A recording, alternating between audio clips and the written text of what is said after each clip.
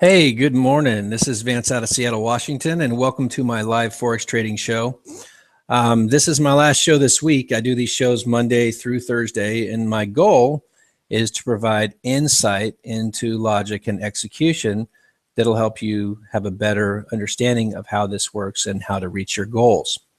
Today, I'm going to be starting something a little new. I'm going to be talking a bit about trades that major banks are taking. Just be a little bit today. But I'll be doing that more on the shows coming up in the future.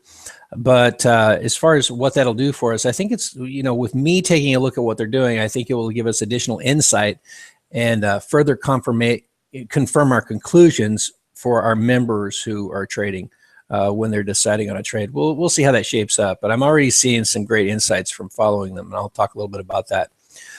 So let's get started. I do want to say that, just show you real quick, if you're going to my show, maybe you ended up on this next page. I want to show you how you can see more of what I'm talking about. When you click on play on the show, be sure to click be part of the conversation right here. And what this does is it allows you to click on links and some other things I'll be doing. But you can follow me on Twitter if you want to know when I'm going to be doing this show.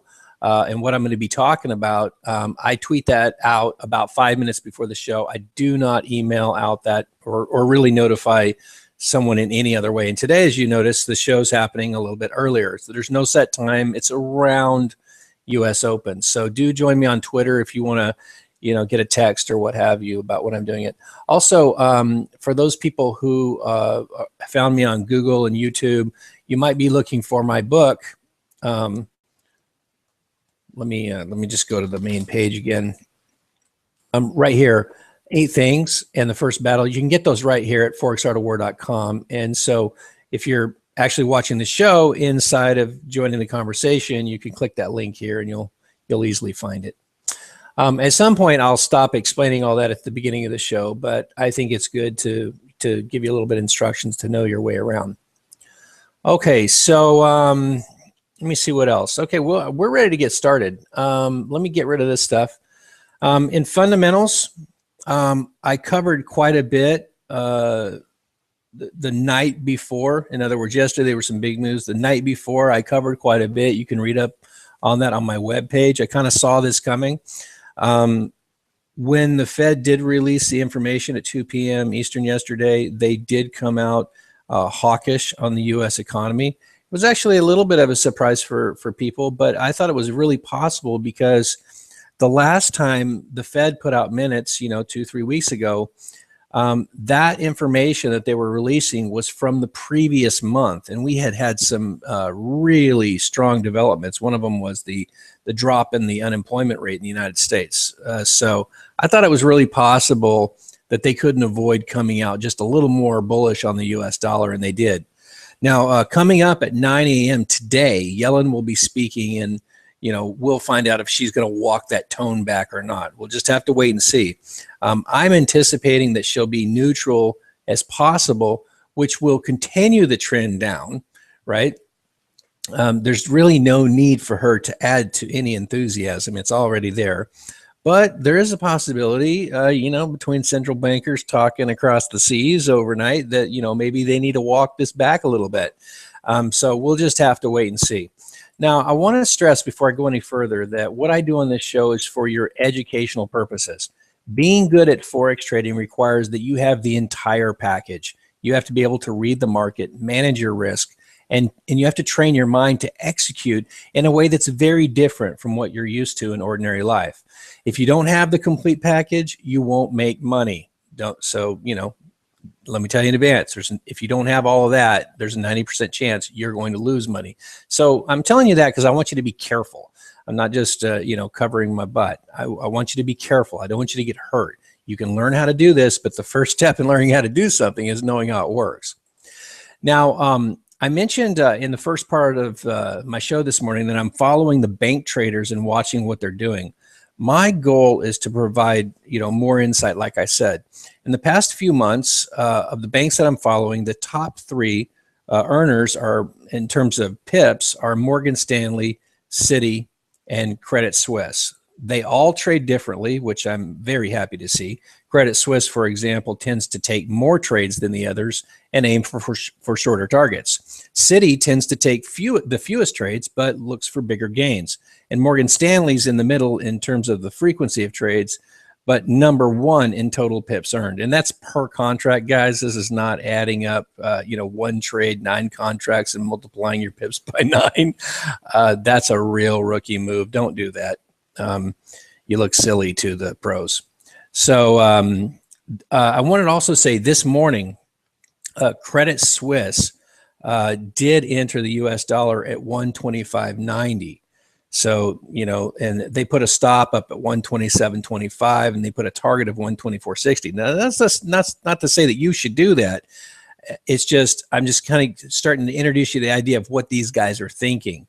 So Credit Suisse is looking for a price to move to 124.60. Again, not a big target to achieve. Morgan Stanley, they're probably still in the trade that they entered yesterday at about 2 a.m.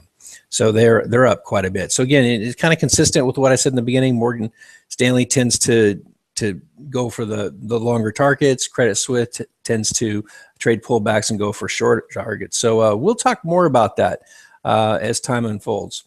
One interesting thing that I noticed yesterday, and I'm not going to name the bank, but it is a big bank. At exactly 2 p.m. yesterday, really before they have the information, they bought the Kiwi, the New Zealand US dollar. Now, keep in mind, price was already moving before the release of the information. Across the board, price was dropping on the euro dollar, pound dollar, Australian dollar, New Zealand dollar. They were already dropping many minutes before this. Was that insiders? I couldn't say, but it sure looks that way. It's not unusual. You guys have heard me talk about, well, somebody knew about 30 seconds before that came out. This was actually minutes before. And I'm going to kind of stop there. But at 2 p.m., before this particular bank had the information, when price is moving in the opposite direction on every chart, they executed a buy trade on the Kiwi. Now, obviously, they're not insiders. Otherwise, they would have sold. Now, I thought their decision had nothing to do with fundamentals or technicals because it wasn't going with either. It just looked like gambling to me or just low probability trading. But I thought that was interesting, and they're not the only ones doing that. So, I've been off here by myself for many years just focusing on logic and execution. And now that I'm kind of reconnecting the world, I'm going, why are you guys doing that? Anyway, I think it should be interesting to continue following the banks, and I'll do that. Okay, let's talk about price movement. You'll notice that I focus on the euro, the US dollar, and the pound. The reason for that is because these currencies represent about 70% of the liquidity in the Forex market. Okay, so let's look at today's price movement. First of all, let's zoom out just a tad on this euro so you can see the big move here. Big move yesterday at just prior to 2 p.m. it started moving and making quite a bit of a move here. How big was that? It was about 111 on the euro. What we got on the pound? And I'm talking just yesterday afternoon, 146. So very big moves. Now, what this does, and I put this in my tweet and on the main post. This gives me an opportunity to talk about repositioned money. That's in contrast to speculative money. And the difference is that you're not speculating, but rather adjusting to an overall change in market sentiment. So I guess it's kind of like saying, let's say that you're in the car business and you have, a particular car is selling for $5,000 and you find out that there's a problem with that car, right? Just there's a problem with it. And it's only going to be able to be sold for $4,000, right? You just find that out. There's a problem. It's going to be fixed. It's going to be $1,000. You got to drop $1,000 off the price. So there's no speculating about that price drop. You just reposition the numbers. So the banks just move money. They reposition. And so there's no speculation involved. And so what was happening out there is that, we had this huge dollar run for a few weeks, and then the Fed came out notice the story talking about, well, we're not really that encouraged about the labor market. And, they basically got people thinking of interest rate changes in 2016 instead of 2015. And we get this huge move back the other way, right? Okay. So that was a change. So there was some repositioning that happened there. Wait a minute, things aren't as bright as they looked. I'm going to pull out of this. And then yesterday they said, hey, things are looking really good, in terms of one extreme to the other. It said things are looking really, really good. So those same banks repositioned money. Now, the reason why it's important to be able to recognize when it's repositioned money as opposed to speculative money is because it allows you to trade. Now, I didn't make a big deal about this, but I said to a couple of traders yesterday, they said, well, we're just going to have to take this off till it shakes out, which is one of the strategies that we do. When you get a big move like this, just go do something else for a couple of days, let this all shake out. But what I told them, the other thing that they could do is they consider, and look at my mouse here, they could consider this repositioned money. In other words, no speculation here, it's just repositioning. Now, what that means is they could then trade speculation from that point forward. And I told them that about right here before any of this happened.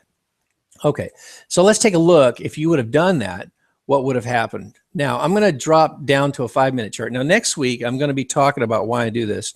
But next week, but anyway, dropping down to the 5-minute. So what we're looking for, again, going back to the 30-minute here just for a second. See this? This represents the latest advance here, right? That's as far as price has gone. What we'd be looking for is a new wave, a new energy wave that doesn't pull back, that stretches out and advances this trend further. And so when I drop down to the 5-minute, that's what I'm looking for. And I see that happen. Oh, I don't see my yellow line. There it is. Happens right here. And so what we're looking for is this move out, moving, no full retrace, and it moves 21 pips, which is about the minimum, you want to look for when you're not super skilled, 23 maybe. And then you see this pullback. And I didn't put the yellow lines on here, but you see this pullback to about 50% and then a push. So that's a potential trade right there. And then another advance right here without a pullback down. This one was tough because if you were, let's say that you entered at a minimum of 38.2, it actually was so bearish at this point that they didn't even take profits back to 38.2 as they were pulling off orders before repositioning. Not repositioning, but putting on more contracts. So this one was tough to catch. We generally, unless you have a lot of skill, we're going to be entering at 38.2 or better. And so that move plays out, corrects, right? Move, pull back, second bush. Here's your little right shoulder. That's the last little attempt, and then a full correction to 50%. Then we're looking for another push here, right here. Here it advances the trend. This is the former trend low, advances. How big is that advance? It's 27 pips. So price advances 27 pips. Look at this, pulls back to 38.2 and makes another push. And then notice that the last move is smaller. Let me show you. It advances the trend again, but only by 17. So you see this getting weaker as it goes down, and that's what provokes eventually a bigger correction of all of these moves, right? It should be totally logical. All right, so let's go over the pound and look at the same thing. We have a move down, repositioned money. We drop down to the 5-minute chart, and we see this move all the way down here. Let's see how many pips is that. It's about, I can't read it, 43. So you got to move about 43 down here, pull back to right in between 38.2 and 50%, followed by, oh, it actually goes all the way up here to just 50, and then you get your second push here. Now, notice here, this is also about reading price. Notice here that this last wave that I've got encircled here, it only moves 15. So again, see, we're looking at the strength of the move that advances the trend. It's right here. It's very weak. Okay. What's that do? Strong move, second push, weak advance. It causes the sellers to lose their conviction and peel off more contracts, and they end up pushing again, which they can, but then we end up again weak through the bottom. So then we get a full correction of this move. All right, going back out to the 30-minute. Like what I was talking about, Credit Suisse Swiss, that was on the euro. So let me drop over there. So these guys, you know, basically I'm guessing here. I think it's a good guess, but they were basically looking for a good pullback to enter, and that's what they did. Now at this point, this is perfect timing as price is moving through that low. Let's go down to, we've got some data coming out of the US right now. I don't remember exactly what it is. I think it might have been GDP, but you know, let me take a quick look at that. We got time. I got time. Let's see, high impact data Thursday. Let me see what's happening right now.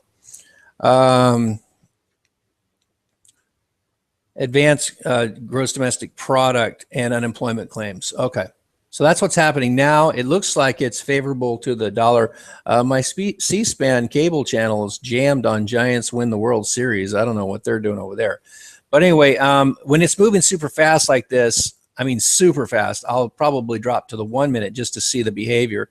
And right now you're seeing the pullback. It just pulled back to between 38.2 and 50%. So if you were looking for a trade and this fit your rules and your protocol for your trading plan, you might be either looking at getting in right here or a little bit higher. Let's see what the pound's doing. The pound is picking up, you notice picking up a lot of buy orders in this area. We can see there were orders there by looking at this. And so let's drop down to a 5 minute chart and see what we got. Okay, almost a complete reversal. Now this is when you've got a lot of speculation, you'll, or what I should say is you'll have a lot of speculation sometimes around high impact data. They'll speculate about what it's going to be prior to, they're going to speculate on what it means when it comes out, and then they're going to interpret it and make a decision. Now, what you need to know about this, and this would be one reason for logic you might trade, is no particular data, especially one that's not really an exceptional piece of data, is probably not going to change the trend. So I think regardless of what this information means, it's not going to change this and push it up to the top side. So you might be thinking, well, maybe I should sell. Again, don't do anything based on what I say here. But that's how you could read this. That's how you could read this in real time and maybe choose a position. Okay, so since we've had this high impact data, this is going to mess us up a little bit, but this is a kind of a speculative move here. Let me go back to the euro, and you see the euros pull all the way back to almost 76.4, and now they're deciding, are we going to go or are we not going to go? Because we've had this hyper volatility and speculation, it makes it a little bit harder for us to decide where we're going to, you know, plan a future trade. So if this is not a trade that you're looking at taking, it's going to be difficult for me to tell you what to look for next at this point. So let's see. That's about it. I should probably just get off of here. Next week, I have a couple ideas I want to talk about on the shows. I want to talk about time frames on the charts, 30-minute, and what are the time frames I use, and how that's all logic and based upon the human behavior that I observe. So I'll also be talking next week about how I decide which barriers are relevant. It's a little bit more advanced concept because I'm going to explain, as I'm going to explain. I pay attention to the barriers in the context of the story that's unfolding in the marketplace. And so for example, if you know, 3 weeks ago we're looking at barriers, prices coming into a barrier from 3 weeks ago, and it looks like a really good barrier. If 3 weeks ago everybody was concerned about Ebola breakouts in the world, and markets falling, I'm not going to pay much attention to that particular barrier because it has nothing to do with the story that's happening right now, if that makes sense. So I'll talk about that next week too. One last time, I do want to point out that you can go to forexartofwar.com right here, and you can download my free books if you like. You can always write to me with any question. We've got a contact button here. There's also one down here. So, you know, if you have a question, you know, maybe you'd like me to address on the show, or you just want to ask me a question, you know, go ahead and do it. Members, I'll see you guys coming up in about an hour. We'll get together in our live trading room as the stock exchange is opening. Everyone else, thanks for watching and have a great weekend. Cheers.